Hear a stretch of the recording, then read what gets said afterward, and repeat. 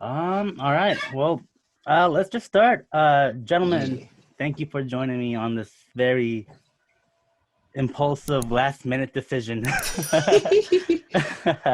Ryan asked me why I did it, and honestly, a big part of it was just I was just bored and needed more content to post up and do. So thank you for joining hmm me. Episode 1 of hopefully more. One. I have next week planned already, so I know for sure I'll have it too. But All right, for Fuck sure. my internet. Fuck. Fuck. oh no! All right, so let me just start with some introductions. Derek, Ryan, any one of you guys can start. Just talk about introduce your name, and I guess because this is a discussion about dance, how you started in it, and just kind of like what you've been doing for the past few years to what you are or were doing now before the whole pandemic hit. All right. I guess I'll go first. Uh, my name is Derek Gichaba. I also go by the name of Chewy. That is Chew. So I started dancing. I would say I've been dancing like my whole life, or like for as long as I can remember. But I really started getting serious with dance when I was eighth, seventh grade, and that was like around 6 years ago or so, or 5 years, 6 years ago. Oh, how old are you? I'm 18. Oh gosh. Yeah, So young. Damn. yeah. I should have lied because people always be like, "How old are you? Like 23, 24?" I'm Wait, like, you nah. 18 and in high school still, or you just got No, out of high I school? I just got out. I graduated Ah, 2020. gotcha. I So I've been taking dance like more seriously since around like 5, 6 years ago. And then I met Waswa during eighth grade because I was in show choir. And then after that, went through high school. I wasn't able to like go out to like the dance scene really because my dad wouldn't let me like go out late because everything happens during late hours. And so Yeah, we get buck at night. yeah, it was like 12 a.m. But that's like I was able to like watch from a distance because like people would like post videos and I'd be like following people, but like no one knew who I was until like my junior year. I entered into a battle the underground into the underground. It was hosted by Nate Crash. So I've been dancing with a lot of people in Squad 7. If you do follow me or on the social media, that's Are you where I in am squad? with. But you're not in squad 7, are I'm you? not in Oh, Squad okay. 7. A Gotcha. lot of people think so, but I'm not in yet. Gotcha.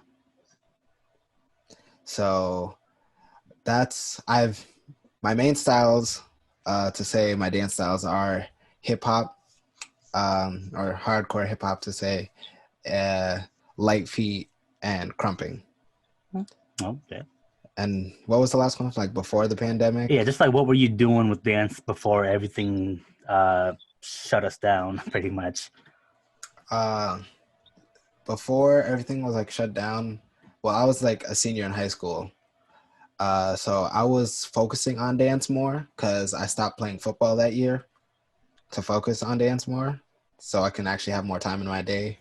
Then I was getting ready for track actually. So like I wasn't able to dance as often as I am now, but I was dancing and then preparing for track, and then COVID hit and I was like, well, I can't do like my favorite sport right now. So all I have is dancing alone, which everyone was doing because we're like, we all wanted to session and see everybody, but we all just had to sit in our houses and get through the 6-7 months. Yep, and we're gonna get to that too right after Ryan's introduction. Oh, hi. I am here. Whoa, I'm really? Ryan. Who is he? Hello. Who am I? That's a good question. Hello. I'm on the pod. Thank you, Vincent, for inviting us. My name is Ryan Lupersong. I grew up around the Rochester area, and I've recently moved up here this early January of 2020, right before everything went crazy. I been doing a lot of choreography, but that hasn't been the first thing I've done. I've actually started with freestyle. The people that I like to watch were like the La Twins. There was like Tight Eyes. There were like Dragon House, those animation dancers. So I want to be cool as hell as them too, because I was like the only Asian dude in this little southeast like Minnesotan school. So it's kind of like a yeah, it's like a self-fulfilling prophecy. Like, yo, Suburb issues. Asian boy, cool thing. Yeah. So I actually was brought into dancing by a friend named James. He doesn't dance anymore, but he was a good family friend growing up. And then growing up to see like America's Best Dance Crew. So that really propelled me to try to like do more dancing, and dancing was just really fun. And honestly, it was like I wanted to get at like, girls, but obviously it That's what it doesn't always always work. was. So honestly, like to be very honest, it started with that kind of thing because I thought it was just cool. But then learning that dancing was more expansive, I I learned to love dancing for more appreciative things like the people, the experience, the health, the art, the storytelling. And that's how I got into choreography, through a person that did used to teach it in the small town I lived, and then it expanded from finding Elite Family in St. Paul, and then there was more choreography competing at World of Dance, going out to Prelude, going to Urban Nights, going to all these places and learning more about more choreography-based dancers over social media. And before like all of this like happened, I actually plan on wanting to do more filmmaking and incorporate a lot of photo and filmmaking with dancing and try to combine all three passions into one singular unique art form, because we don't have a lot of that. So I wanted to contribute to the dance community in some way by diversifying skills that I have. So that was kind of like what I was trying to do, and obviously try to travel and do choreos and do more freestyles too, but we ain't having that. Yeah, definitely. Damn. Wait, Ryan, how old are you again right now? I'm 17. Lies. That's when I met you, I believe. 17, Cat. I was kidding. I'm 22. I just turned Damn, it's 22. been that long. Holy crap. Yeah, it's weird. I met you at Elite Family as well. Yeah, that was it. Yeah, that was so long ago. It was. 2016, 15, around there, I think it was. Yeah, that was when I graduated high school. Oh, you were going to Winona at the time, right? Was it Oh no, Winona? no, it was Rochester Rochester? Oh, it's Community. just Rochester. Oh, was it? Yeah, I don't know why I but, thought like, that. Why did I think I- that? I tell people I'm from Rochester because they don't know where the hell St. Charles, Minnesota is. No idea. So yeah, you're right. So, who cares? Like, do not know. Oh man. But yeah, so going back to Derrick's point, as dancers, it is a very social thing, right? To its core, even if unless you're dancing, for yourself, just kind of like relieve stress or to build inspiration, you're usually dancing like with people or to perform in front of people, to teach people, inspire other people. You're dancing in front of people in general, whether it be just one other person or a whole group or a whole crowd. So when the pandemic, whole COVID thing takes that away, and I'm not, for me specifically, I'm not sure about you two, but I feel like as dancers, especially if we've done it for a long time, there is always that moment, at least once in our lives, or a lot more for some people like me, especially where we either slightly or really lose like our motivational touch to keep dancing, right? You wake up and you're just like, whether you're just not feeling it or you think to yourself like, man, is this gonna take me anywhere? Like, what am I actually doing with this? And et cetera, et cetera. With the pandemic hitting, that hits even harder now, because now you take away the social aspect of dance. Now everyone's dancing like by themselves, and even if you're dancing for a Zoom class, right, that someone is hosting, not a lot of people have like the internet or the space or the proper like setup to learn effectively from Zoom, right? And that tanks their motivation down as well, a lot more. And so I want to start off by asking this question of, during a time like this, what can we do as dancers, or as whether you're experienced or new, to kind of retain that motivation?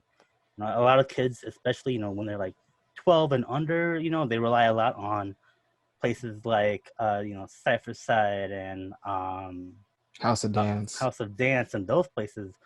But with them having a very limited access now, what do you do when you're 11, 10, 9, 12 years old? Or what do you do when you're in middle school or early high school during this time, So I'll go back to Derrick, and I'll have, just speak your mind, man. That's actually a tough question, but because I think it's harder for me to like think about it, because for when you ask specifically like for people who are like 12 and under, and like they're still like, I would say we're all still learning, but like they're getting into the art of dance, and like they're getting into like that gateway where they're finding a way to express themselves. It's kind of harder to, I guess it's very much harder for them to want to continue, because now they probably were like going to House of Dance or Cypher Side with their friends and learning. And I wanted to add to that too quickly, and then I'll get back to you, is that especially as kids especially need to be together. Like, they have to be social. I have my siblings who are like, what, 12, 11, 9, and like 4 years old upstairs learning from the teacher on like little iPad. It is miserable. Yeah. But yeah, go on. Like, and now, because I know I was taking photos at Cypher Side, and like I saw like what they had was like they had like two, 3 or 4 kids in there, and then they had the others like watching through Zoom. But like if everything first shut down, like I can't imagine how hard it would be for them, because especially since dance is so social, I guess the best way for them to like keep going with it or trying to get through this time is like, I don't think they notice it, but I think it's really testing their passion for it or how much they want to keep going with it. Because I guess people who would really like enjoy the dance or want to keep with it, it's like having that mental toughness to think like, okay, like we'll get past this after just like keep practicing or like keep taking these classes. Like they have to realize this is this place that we're in until it gets to the safe enough point where they are able to meet with their friends and like at least meet with them, even if they can't like meet up at like the studio. And it may be harder because like a 12-year-old, they can't drive. They can't like go out and like let's go to the park and like session, because like that's basically what this summer all was like we're not going to be in a studio, we're going to have to session outside because of the limitations we have. So I think it's really like their mental toughness that they have to fight through and see how much they really enjoy their dance or the art that they are doing, and if they can keep up with it, or maybe they'll find it along the way again, because a lot of people will just stop and then come back. So those are my thoughts on the pandemic affecting at least younger children.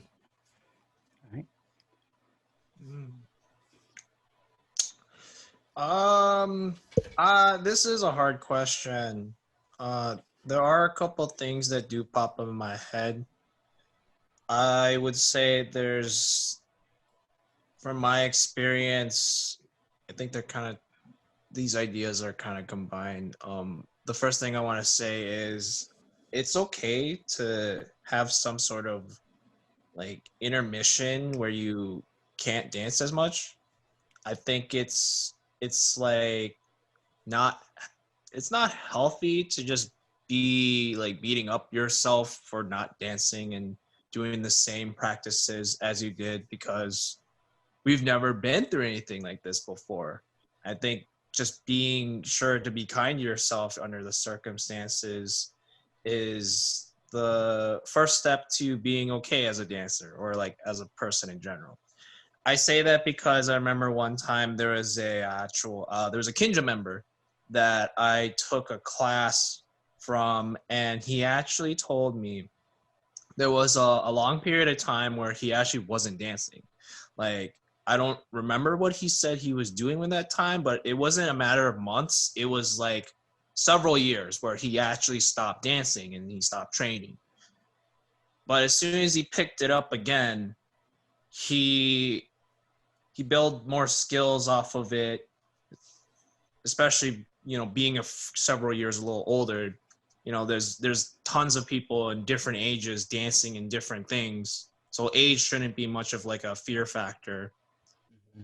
And he told me he took a break and then he went back into dancing, and then now he's like he was teaching internationally. So I bring that up because dancers have a mindset where it's a very high pain tolerance mindset, where we have high expectations on ourselves and we want to just practice, keep dancing, be the very best we can actually be. So the moment we actually get a break, we actually get restless. But the restlessness shouldn't be much of an issue, because you can always pick it back up. Or if you really care about it, you can always do little things, like you can stretch at home, you can eat better at home, you can, for me, I work on different aspects that I can find like inspiration to supplement my dancing, like filmmaking and photography, or just spending time just watching videos, because the world is on a slower pace, because we can actually take some time to reflect, maybe meditate, like all these things to really invest in yourself. Because if you don't, then your dancing isn't going to really transcribe how you actually are doing. So people can do self-help things. That's why I think as an alternative, they can find different hobbies. It's fine.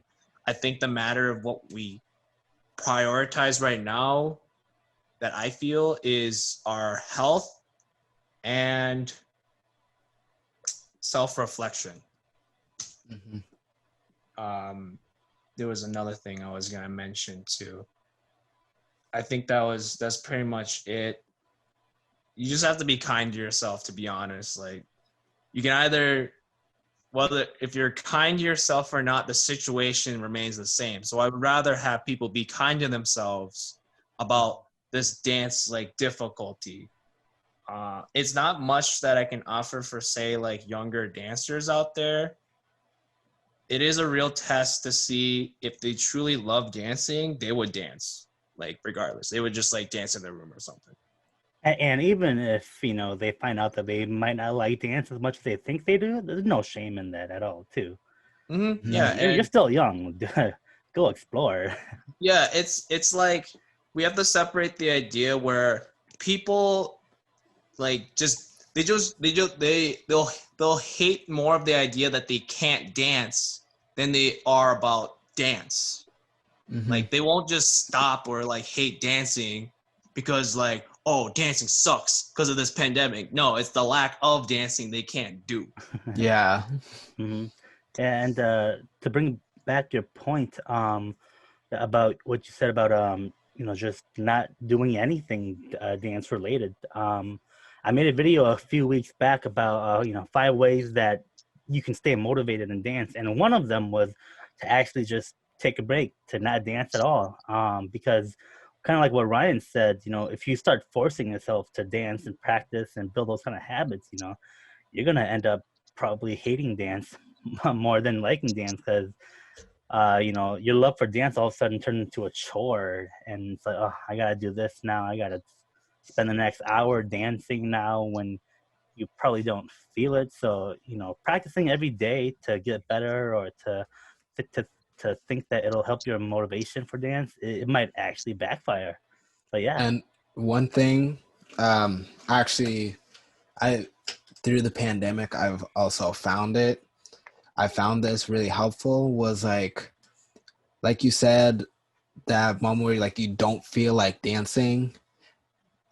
It may be just because of my mindset and like how I guess I've worked through things and like how how my brain processes practicing. Because if I didn't feel like practicing, I would like have a switch in my brain saying like that gives me more reason to practice. Because when you don't feel like practicing, those are the times where that's the time where you can actually get better in your dance. And sometimes when you don't feel like dancing or like you're dancing and you don't have that feel to dance, one thing that I was taught, I was getting caged actually. And I was like, that day was like, I didn't like, I was fine with dancing, but like, I just didn't like feel my movement at all throughout the whole cage. And I was like, if you guys literally hit me up like a week ago, I would have been fine. I would have went through that cage perfectly fine. But like today, a lot has happened. Like I just didn't feel like really like dancing. And David Jr., he was like, when you don't feel like dancing, before you start dancing, remember to, I'm probably going to butcher it, but it was like, remember to feel first, have intention, and there was one other thing, but I can't put my tongue on it, but it was like feel, intention, and like, I'm gonna just throw it out my ass, but like go slow. Like that's one thing, like really feel what you're doing before you start moving, because it's like faking the funk basically.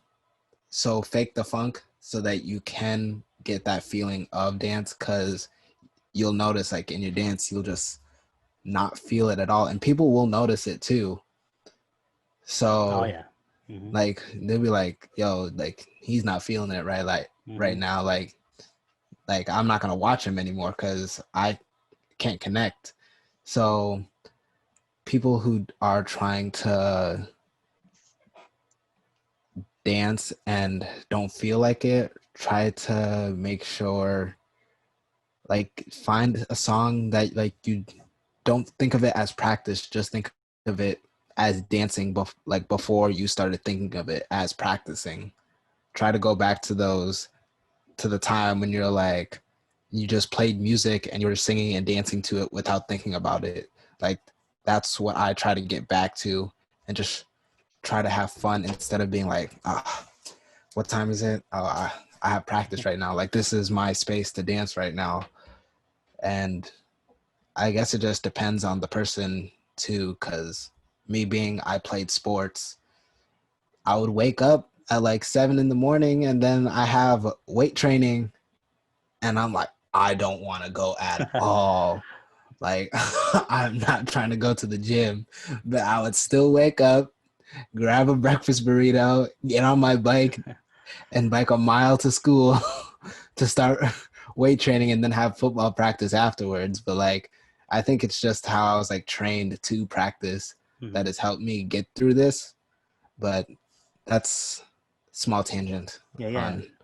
No, you make a good point, because I think that's something that a lot of like younger dancers or newer dancers don't realize, is that the best way to practice almost anything, but especially for dance, is to practice in a way that your mind and body enjoys practicing it, right? Even if it comes down to the song. If you dance, if you don't normally dance to, say, I don't know, rap or hip hop, then don't play those songs. Play whatever genre of songs or type of songs that you most enjoy dancing to. A lot of times people think that, oh, I'm going to challenge myself to dance to something completely abstract, which is great.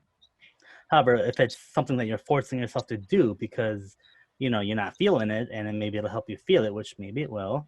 It may not. So yeah, sticking to kind of like how your body feels, and using whether it's a song or the movements that make your body feel better, practice is definitely the way to do things, especially during a time like this. Um, by the way, you had weight training that early in the morning for football? I would have to wake up at like 7 o'clock and I'd really actually wake up at like 7:30 just to get more sleep, but I'd have to be there by 8. And then I'd have weight training from 8 to 9:30ish. And then we have to be out on the field by 10. And if it was 2 a days, if any of y'all played sports, Mm-hmm. 2 a days, 2 practice a day. So you'd have, so the same time, basically be there by 8, but by 8:30 or 9 o'clock would have our first practice. 12 o'clock or 11 o'clock, 11 o'clock we'd get out, be back on the field by 12 and finish by like 2. So it'd be like almost like a school day, but just football for 2 weeks. Oh man. So what would you say, what would you both say that your style or genre of dance is right now? 'Cause I know Derek, you said like it was like hardcore hip hop or something hip hop. Yeah, I said hip hop, or also known as like hardcore hip hop, Yeah. and then crump and light feet. Would you mind explaining like what the hardcore part of that means? So hardcore is basically animation and hip hop put together.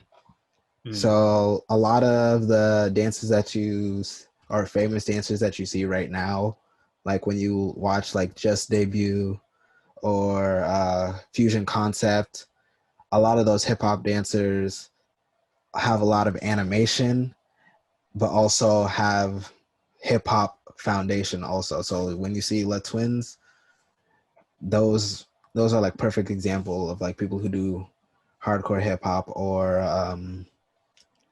Magic, Kevin Paradox, especially. Like they do a lot of animation in their movement, and then they're also still keeping that groove and bounce. That's I don't think a lot of people like know it as that term, but it's known as like hardcore hip hop, because hip hop like took in that animation, and definitely makes the dance of hip hop harder. Because I would say someone who's just like hip hop or like really hip hop is if you know the hip hop dancer Stampede. Also, yeah, that's what he goes by, Stampede, or I don't know his last name, but his first name is David. But he's like hip hop, like bounce, groove. That's what he does. And then there's people like La Twins and just Criminals Crew in general. That's like hardcore hip hop. Okay. What about you, Ryan? I am homeless. It's kind of funny because if many people like know about the recent controversies that go about urban dance choreography. I'm glad you brought that up, because Yeah, I'm leading into that right now. which is really good, because like for new people and even people who were like exploring that kind of realm, it's a weird like recent phenomenon, to be honest, like to not really know where you belong, and like this weird evolution and direction where dance has led to. Knowing like what kind of happened is like Black culture creates hip hop, and then West Coast historically, like there were just like Filipino collegiate groups that wanted to do some sort of like hip hop choreography kind of dances, and then it led into competitive choreography based like tournaments with different culture groups and all that spiel. And then with this past year leading to like the George Floyd thing going on in the summer, like there was a public statement from a lot of like the vets, the OGs of urban dance, saying like they're no longer using the urban dance term because urban dance, the word urban is negative connotation with the music categorizing hip hop and black music and stuff like that. Mm-hmm. Which is like the small context why I'm homeless. Yeah. No, this is great actually. So yeah, because originally, like way originally, what they called it like LA style, and a couple other variations, and then I remember that I don't know if this is when it sparked, when the conversation started, but at least for me, that's when it started. Was when I went over to Chicago for PNG. I believe Ryan, you were there too, and there was that discussion with Link and Henry Link and what's his was it name? Buddha? No, it was just, it was like Sean Evaristo and Henry Link at PNG. Yeah, was Buddha there too? No, he wasn't there. That was at Body Rock in California. Yeah, that was California. Yeah. But yeah, and but actually, you know, that kind of got the conversation going. I think it hit a lot of people, because of the perspective that Henry especially gave, right? I remember after the, I want to say almost hour-long conversation between him and Sean Evaristo, you know, right when everyone broke, what you saw next was everyone huddling into like their group of friends and just like trying to recap in like 30 seconds everything that they just heard. But I remember watching a video on Instagram, I believe that P&G posted, and in Chicago, or I forgot where it was. But it was like a 30-minute conversation with Sean and Henry Link, where they were talking about, and someone else was there too. Keone and Mario were there as well. That was Cali. And I think that a lot of the miscommunication with how they define what is not actually how they define their. Oh my god, I'm gonna butcher what I'm trying to say here. The conversation went nowhere because what I was hearing was that they were misdefining the other dance or culture's term.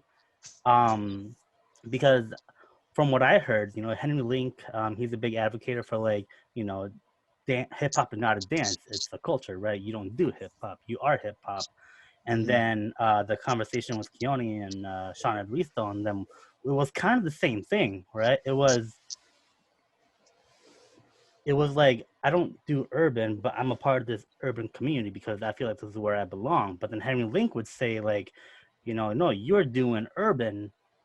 And then, you know, the urban side would say you're doing hip hop, when they each define their genre of dance as not a dance, but as a community. You know what I mean? You know what I'm trying to get at?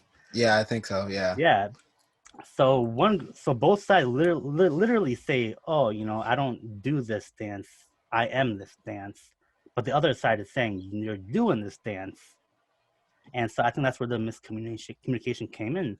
But fast forwarding to what Ryan said, you know, when George Floyd passed away, it sparked this whole, I don't want to say controversy, because it's definitely something that we've accepted as a dance community, where in the urban, you know, we decided to drop the name. And now I think it's very community based, where everyone is just kind of like deciding what to call it now, right? Some people are going with just like a dance team or like a choreography team, performance team.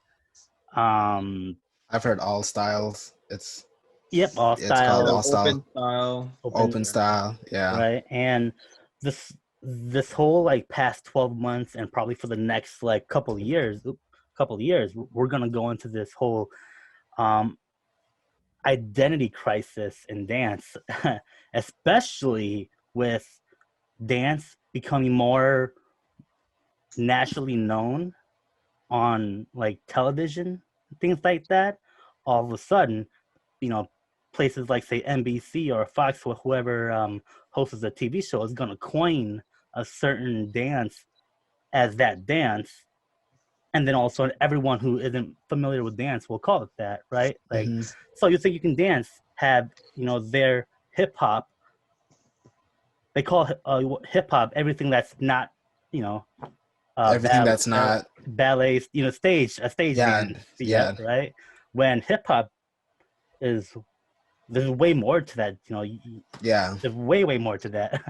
um, but yeah, so the question, after I'm done rambling on about this and everything, is that, you know, how do you feel about this whole transition of dance as a whole? You know, because almost no matter what you do or what you say, what side you're on, there's always going to be like someone else on another side, right? Henry Mm-hmm. Link um, is very open to, um, I guess I'm going to say this wrong. Don't kill me for this, but you know, he's very for the growth of hip hop, versus there are a lot of other OG hip hop who are like, no, this is hip hop, and we don't want anything outside of what we know as hip hop back in like the 70s, 80s to come in and change things. You know what I mean? Mm-hmm. So just what's not your stance? Because you know, your opinion is going to be your opinion, and everyone's going to have their own opinion, which is different. But you know, just how do you feel about this whole transition of dance labeling and all of that stuff?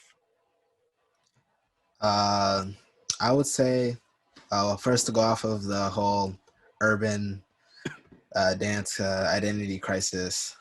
It was funny because when I heard about it, it was like probably like midsummer or like late summer actually. Keone Amari posted on Instagram like we're no longer addressing it as urban or urban choreography or urban dance.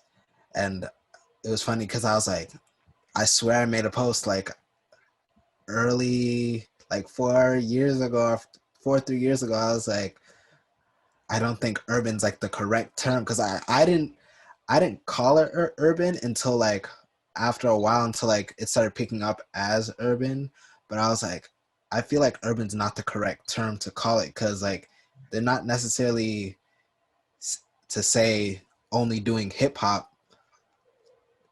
They'll probably add like animation or breaking or popping into their choreography, and I was like, okay, so it can't be classified as just hip hop, but also urban isn't the correct term because urban's identified, not saying word for word, but like urban is known as, there's two, it's large cities, but also known as where black bodies are basically.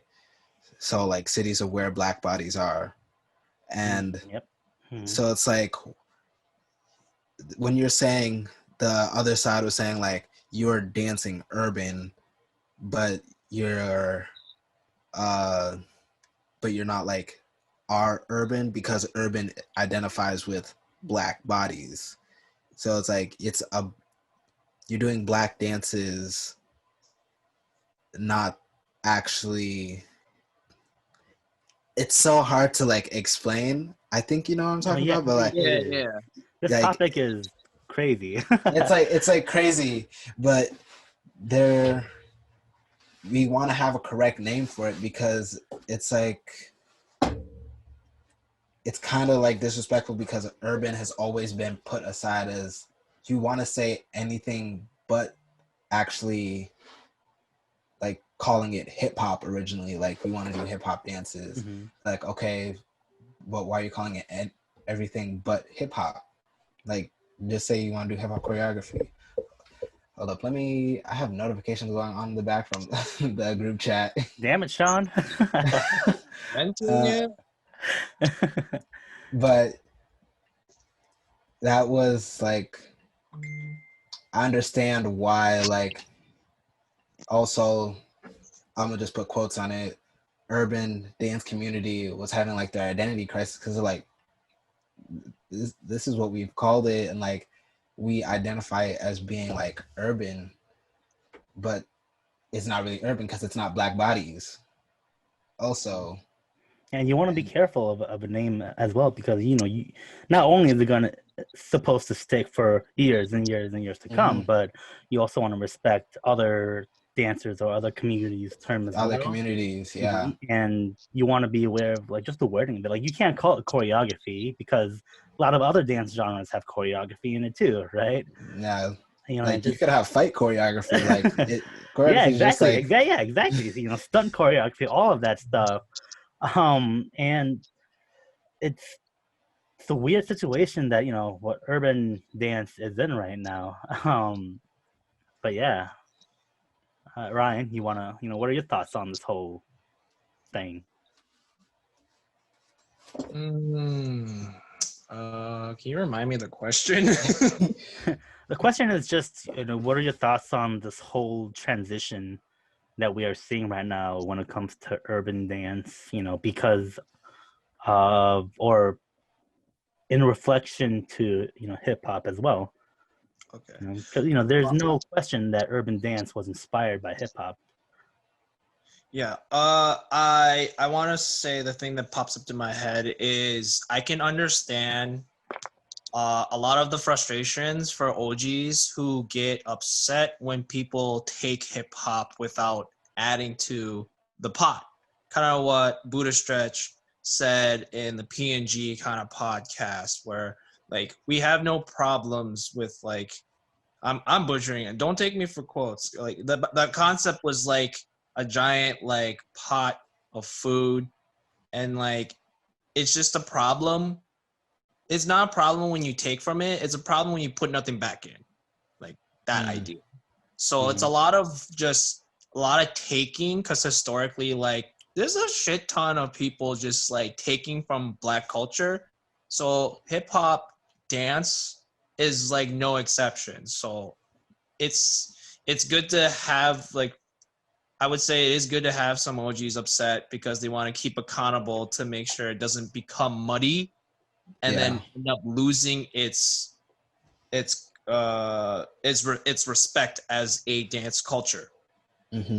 Because you can't just like have, you know, a bunch of, you know, preteens on TikTok and they just like doing some like renegade shit and like, oh, that's hip hop. No. That is one of the biggest issues that like Yeah. hip hop runs into. God, kind of like what I said about the "So You Think You Can Dance" thing, right? It's like, this is hip hop, this is hip hop, this is hip hop. This is hip hop. No, it's not. Right. So there's that. That's the thing that I keep in mind when like I understand why all of this is just like in the air, because we have to, like, I do, like, all I've been hearing when I'm going into choreography is like, hey, you got to know where you're getting it from, so you actually respect where it's being taken.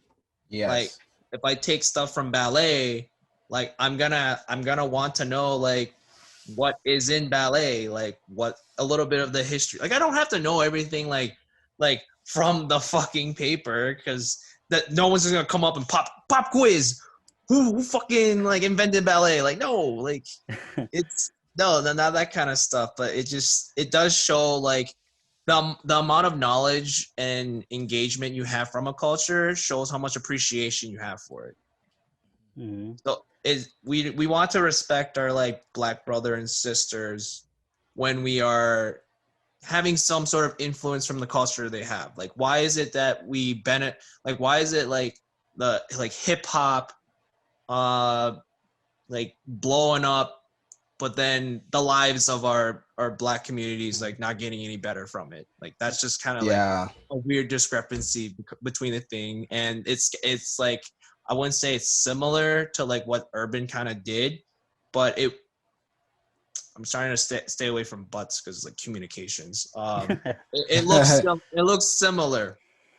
It just looks like the taking away thing or like influence thing from it. And it's like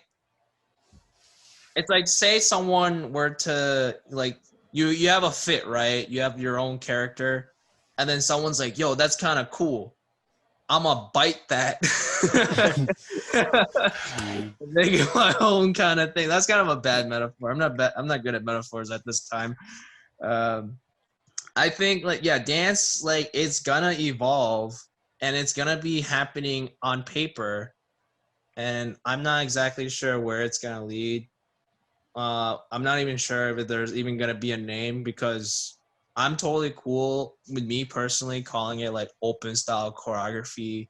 If it's a marketing thing, students should just research who's teaching anyway. And and like the teacher will be like, yeah, I learned hip hop, I've learned crump, I've learned animation, I like to do this. And preventing yourself from trying to maybe create something different with all these inspirations is like you're doing yourself a disservice. Yeah. If you just segregated all of your styles, like I only do hip hop with this, I'm not doing that ballet shit. Fuck that. Because if that was the case, then Tight Eyes would have never made crump. He was influenced off of lots of things like ballet and clown dancing. Like that's kind of like an evolution. And I wanna add too about that is things get way more complicated when you start nitpicking that kind of stuff as well, right? Because there are even now, you know, OGs, especially in the hip hop community, where they don't see, you know, hip hop, old school hip hop, as just a black community, right? Because there were a lot of Italians back then. There were a lot of Hispanics who also helped, Puerto Ricans. Yeah, Puerto Ricans who were part of the Bronx community, right? And you know, we'll also take urban. I'm just gonna call it urban dance for the sake of naming it right now. And for urban dance, you know, it's inspired by hip hop, but to its core, it is also a stage dance. But you can't call it a stage dance because then that's, you know, ballet, that's modern, jazz. contemporary. It's like, where are we with this? And it's kind of funny how you Ryan mentioned crump, because right now crump is going through that whole thing all over again. Really? If you're in the crump page reloaded, that's like United States like crump page, or like anyone who crumps. They recently been having the argument about is crump hip hop or not, and there was an argument where it's like crump is its own thing now, because it originally started like people were like, no, crump is more rock music than it is hip hop. And in my personal opinion, I was like, okay, that's reaching, because one, I forgot her name, but she's also known as like the queen of crump. But she was like, where do you guys all get your tracks from? There's a reason why none of you are on Apple Music and Spotify, is because you keep remixing hip hop music. Oh, is that Prissy? I think so. Okay. She was like, I heard the story too. Yeah. She posted like a month ago or so, and she's like, guys, literally, we came from clown dancing, and she's like, I don't care what tie-dye says. She's, don't mark me for my word. She was like, I will fight him. He's like, we came from hip hop. And like, in my personal opinion, like, even though I haven't been in the crump community as long as those OGs, like, from what I've been told from my from like when people say the history of crump, it came from clown dancing, and clown dancing is a branch from hip hop. And so I was like, okay, it is a branch from hip hop, like we're created from hip hop, so like it is hip hop. But also, I was talking, or Herb made a message about it on the crump page, and he was like, crump is its own thing, because like we have our own music, we have our own this and this and this, and like those are valid points too. And then next thing you know, she posted another video, and she's like, I don't care what any of y'all OGs are saying, crump is hip hop. And so like even for myself, like I'm trying to consider, I'm like, is it hip hop or is it its own thing? And like that's like it comes up every so often, and there's like a video of Tyda saying like, no, we're our own thing, but the argument still goes on to this day.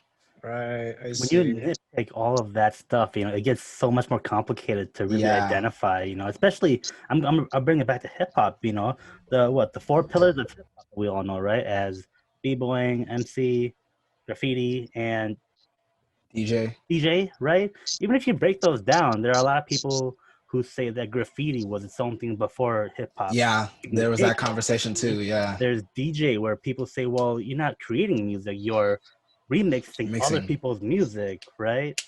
And then there's Fuck this shit. exactly, right? We're going down the rabbit hole. We're going down the rabbit hole. Ruining it for us. And then there's people who say, well, you know, like what Link says, you know, hip hop was inspired by jazz was inspired by modern was inspired by ballet, and it goes way down that rabbit hole where, man, there's just not a lot of clarity. And then you have to, I think at that point you have to realize, because like he said, like hip hop is a culture. Hip hop was formed from all of those things coming together. That's what made it hip hop. Mm-hmm. Yep. So exactly, like there's all these branches that we're going off of, but like it comes back to like, okay, the reason we made it hip hop, or like hip hop came to be, like we all know, like it came from gang violence, and because of that they're like, we need to stop this. Mm-hmm. So let's have parties. So let's party instead of fighting. Mm-hmm. Let's stop our gangbanging to party. And like that's how slowly like hip hop started to be. And like there's still the conversations, like when they're talking about DJing, they're like, okay, DJ Kool Herc is the one who started hip hop. Like he was the one who first started like remixing or remixing breaks in the music or the instrumentals, and people started dancing to that. And then people are like, no, it's Grandmaster Flash, or it's this person, or this DJ. Even though like this man has like, even though he says like in one of his songs, he's like, I'm the guy who created hip hop. Like, no disrespect to the other DJs. Mm-hmm. Like he says it himself. But I watched a documentary about that. That gets crazy. Mm-hmm. There was a documentary about like the start of hip hop. It's like a 2-part documentary. I found it on YouTube like a year or so ago, and like it went into depth about it. And I was glad I found it. Oh yeah, but, like it really went deep on it. So I wanted to hit just on the last pillar of hip hop that I didn't hit on. You guys ever hear about the debate of rap not actually being part of hip hop? You heard about that? Oh my gosh, I've heard that. Right, where it's like MCs and rappers are completely different. You know, MC is hip hop, but rapping is not hip hop. Yeah, they apparently like there's like rap is its own thing. I was like, okay, no disrespect if you think like that, but you're stupid. Where did you come from then? Where did you come from? You came from MCing, which was hip hop.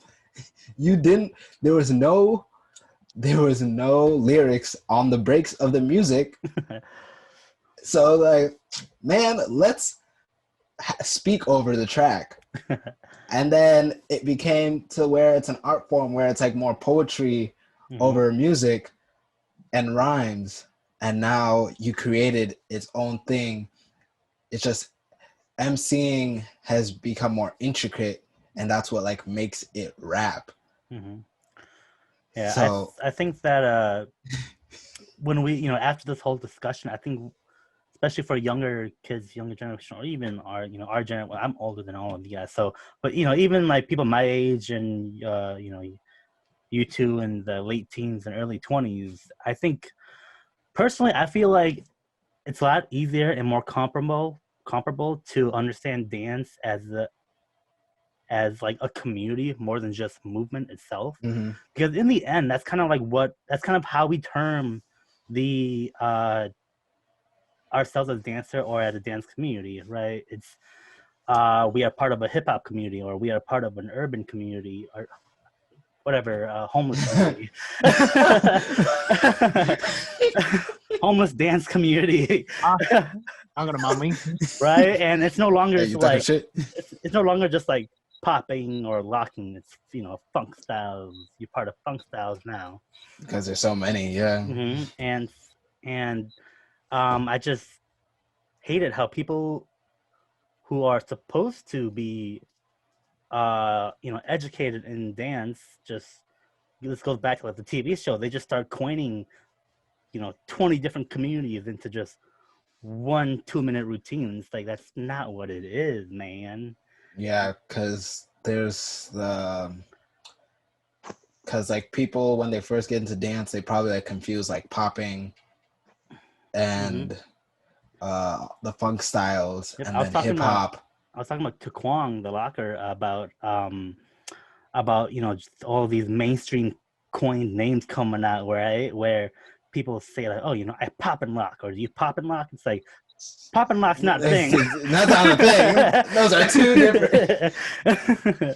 Right? Then you got that song coming out, where it goes like pop, lock, and drop it. It's like, oh man, that's gonna carry Pop, its own lock, weight. and drop it. What was that song? Was it a Neo song?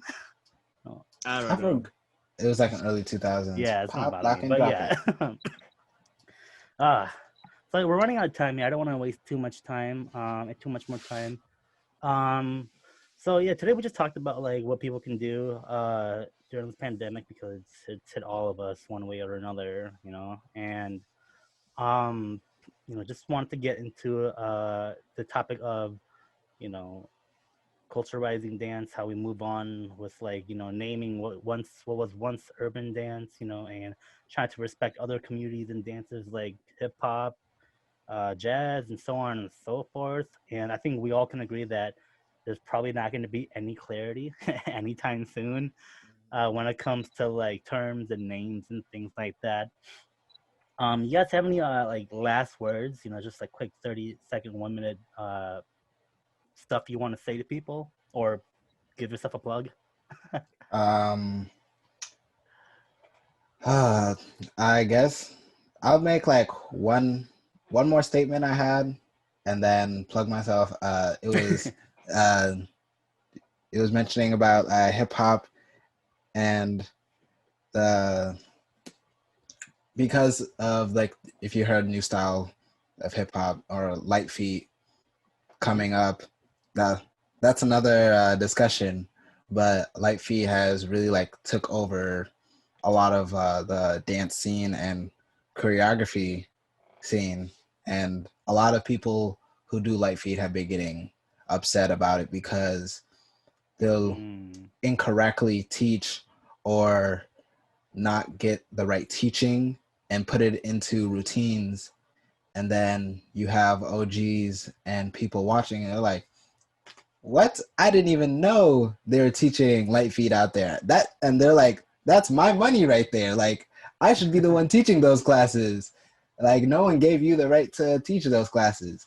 But that's like one touch on like choreography and like taking from hip hop again and not like giving back, like Ryan said.